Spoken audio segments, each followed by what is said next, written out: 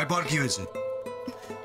ফোড়ন দেওয়ার সময় একটা ঢাল ব্যবহার করলে পারো তো, তাহলে আর এই যে এইভাবে দেখো, তাহলে আর তেল মশলা গায়ে ছিটে আসবে না, বুঝতে পেরেছো? দেখি এবার ওই তেজপাতাটা দাও।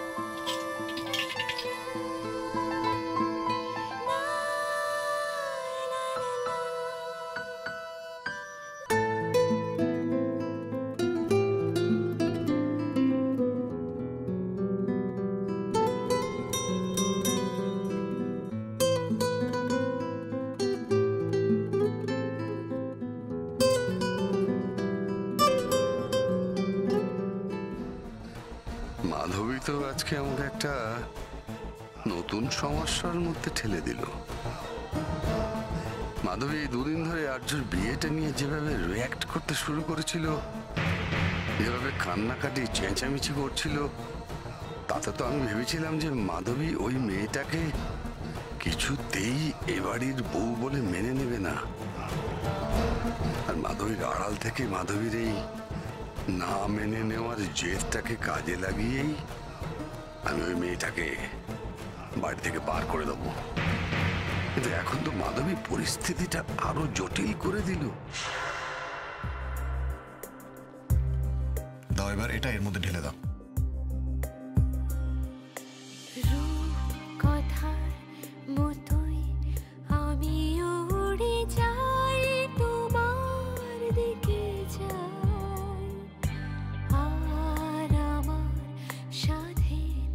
জীবনে জুড়ে যায় তোমায় লিখে যায়, দেখবো বলে সুখের পাতা দিয়ে আমি ওদের চলে যাই।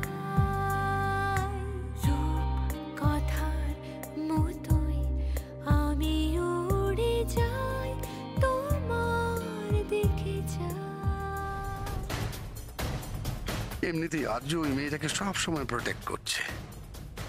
মা ওকে এত পছন্দ করে, তিস্তার সঙ্গে ও একটা ভালো র্যাপও তৈরি করে ফেলেছে। নিখিল কি সারাক্ষণ ভাইয়া ভাইয়া করছে। বাচ্চা দুটো তো বজরং বলি আন্টি বলতে অজ্ঞান। এরপর যদি মেয়েটা বাই চান্স খেলা ছেড়ে দেয় আর মাধবীর ওকে নিয়ে আর কোনো অবজেকশন না থাকে, তাহলে তো ওকে বাড়ি থেকে বার করাই মুশকিল হয়ে যাবে। জল মাথার উপর থেকে বয়ে যাওয়ার আগেই ওকে এ বাড়ি থেকে আউট করার কোন একটা রাস্তা খুঁজে বার করবই। তুমি যেভাবে ধরেছো সেভাবে ব্যাডমিন্টনের র্যাকেট ধরে, হাতা ধরার টেকনিকটা পুরো আলাদা। দেখি এসো, আমি দেখিয়ে দিচ্ছি, এসো।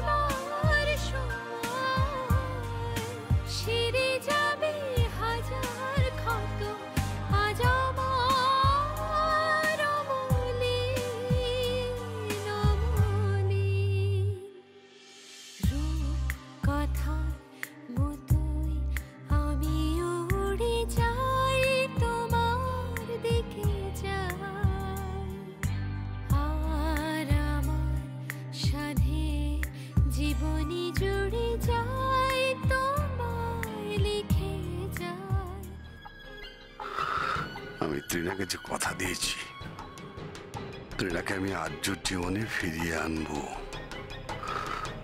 আমি যদি কথা রাখতে না পারি তাহলে তো ত্রিনাও ওর কথা রাখবে না। তাহলে যে ত্রিনার বাবার সোর্স কাজে লাগিয়ে আমার রাজ্যসভার সাংসদও হওয়া হবে না। বুঝেছো? বুঝেছি স্যার। আমি তো দেখিয়ে দিলাম, এবার তুমি এই গ্যাসে বাকি রান্নাগুলো করে নাও, ঠিক আছে? পারবে তো? হ্যাঁ স্যার, পারবো। Very good.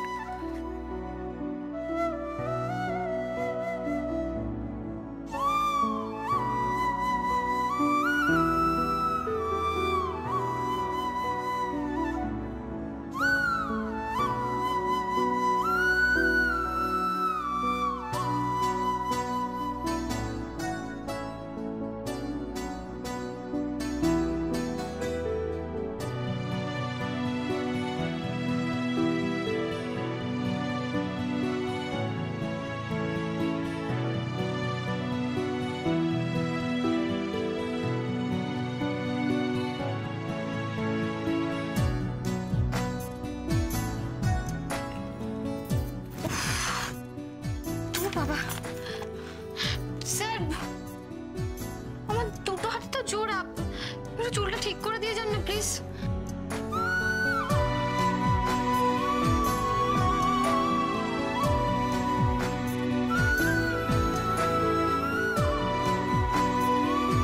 কোথা দেখি?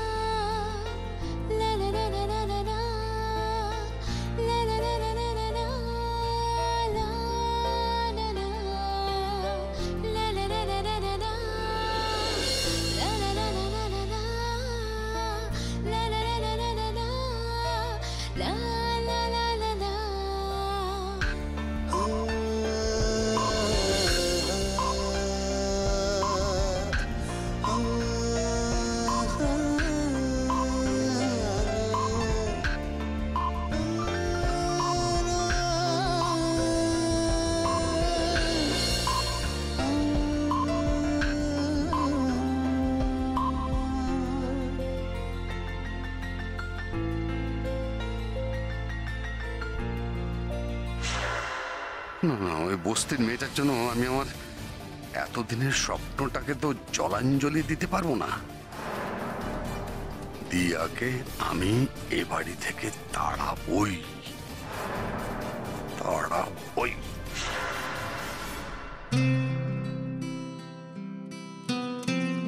তোমার কপালে হলুদ লেগেছিল।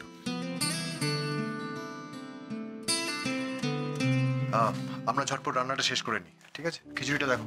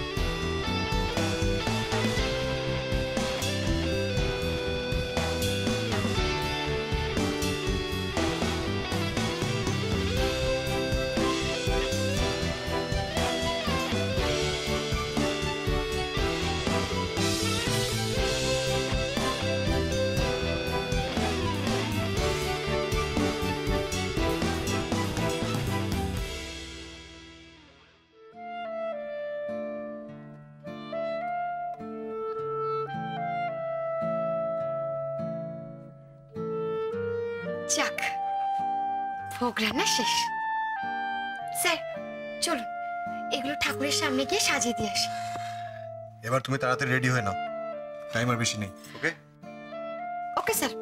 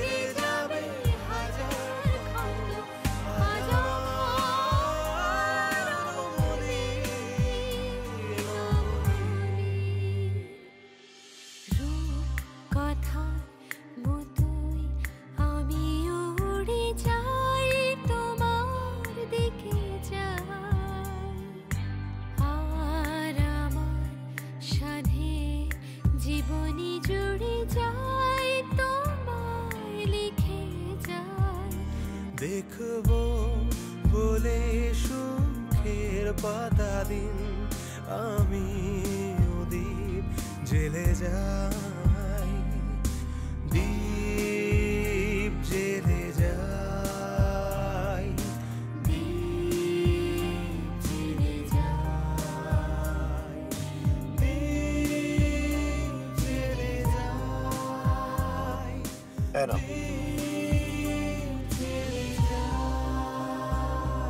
কটা বাজে খেয়াল আছে? 5 মিনিট স্যার, আমি এক্ষুনি রেডি হয়ে আসছি।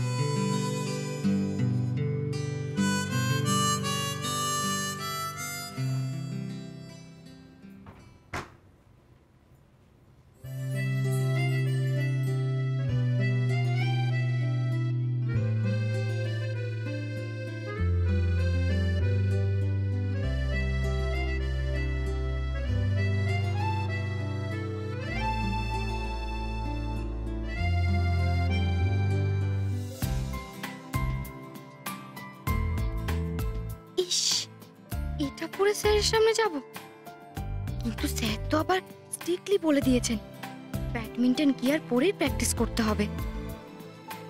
কি যে করি না, না আর তো হাতে সময় নেই, এক্ষুনি রেডি হয়ে বেরোতে হবে।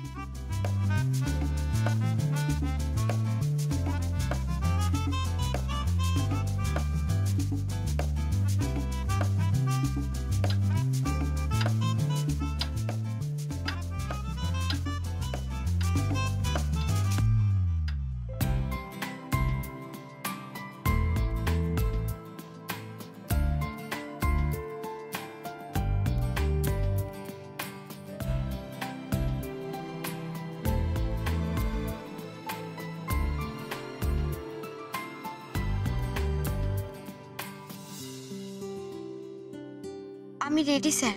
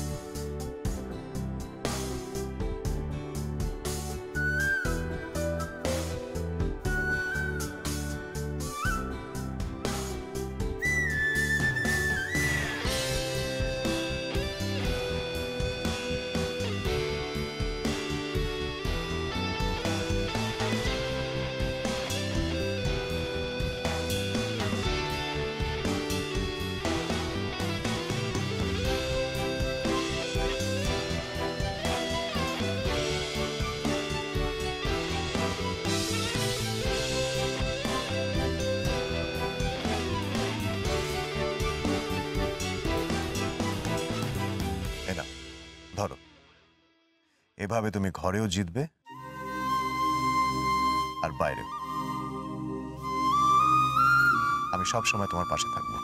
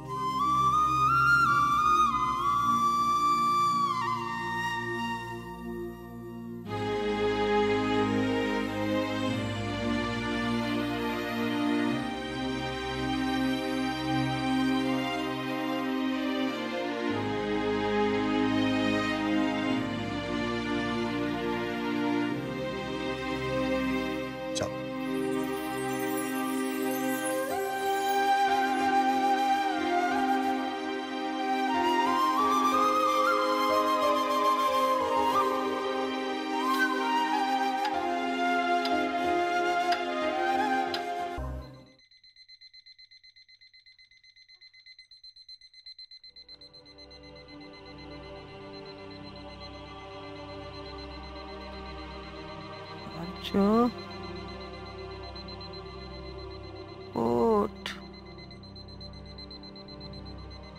প্র্যাকটিসে যাবি না? ওঠ বাবা।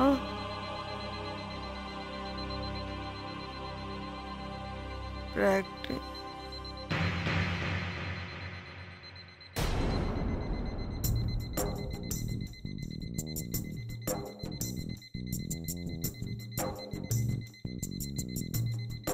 এটা তো আর্যর সেই পুরনো অ্যালার্ম ঘড়ির শব্দ, যেটা শুনে আর্য রোজ সকালে উঠে প্র্যাকটিসে যেত।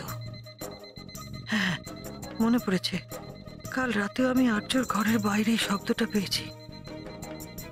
তখনও আমার শব্দটা খুব চেনা চেনা লাগছিল, কিন্তু এটা এখন বাজছে কেন? কে আবার আরাম দিয়েছে ঘড়িটাতে? তাহলে কি 10 বছর পর একইভাবে অ্যালার্মের শব্দে ঘুম ভেঙে উঠে দিয়াকে নিয়ে আবার প্র্যাকটিসে যাবে আর্য? কিন্তু আমি যে কাল দিয়াকে এতগুলো কথা বললাম, এতভাবে বোঝালাম, ভোর 4টায় উঠে ওকে রাধা মাধবের ভোগ রান্নার দায়িত্ব দিলাম, তারপরেও আমাকে অগ্রাহ্য করে।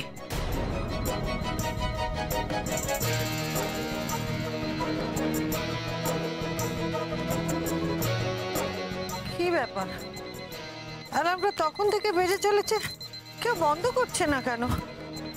তাহলে কি দিয়া ঘুম থেকে ওঠেনি? এই মেয়ে হবে কিনা আমার বাড়ির বড় বউ। এত জোরে অ্যালার্ম বাজছে তবু মেয়ের ঘুম ভাঙছে না। দিয়া,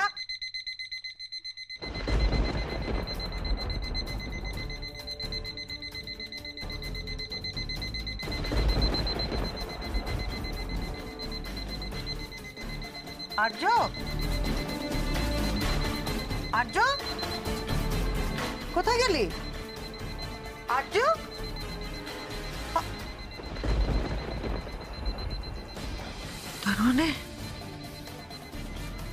তার মানে আমার আশঙ্কা ঠিক। দিয়া আর্যকে নিয়ে তার মানে প্র্যাকটিসে চলে গেল।